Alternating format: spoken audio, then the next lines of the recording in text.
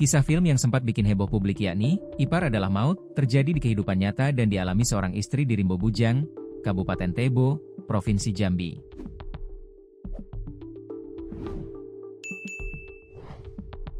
Suaminya berselingkuh dengan wanita yang disebut masih memiliki hubungan keluarga dengan sang istri sah. Bahkan, perselingkuhan yang dilakukan tak hanya jalan bareng atau berduaan, tetapi hingga berhubungan layaknya suami istri.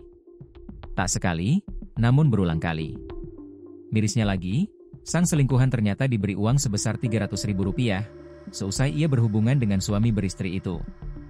Dikutip Tribun Lampung.co.id dari tribunjambi.com, perselingkuhan tersebut diduga dilakukan R, suami, dan DS, ipar. Titik balik yang menghancurkan hati korban terjadi pada 11 November 2025. Perempuan berinisial DS, didampingi R, mendatangi rumah korban di Rimbo Bujang. Dengan kepala tertunduk dan suara yang bergetar menahan malu, DS secara belak-belakan mengakui telah berselingkuh dengan R, suami dari korban. Pengakuan ini sontak menghancurkan hati korban seketika. Untuk menguatkan bukti dan sebagai bentuk pertanggungjawaban atas pengkhianatan tersebut, korban merekam seluruh momen pengakuan DS.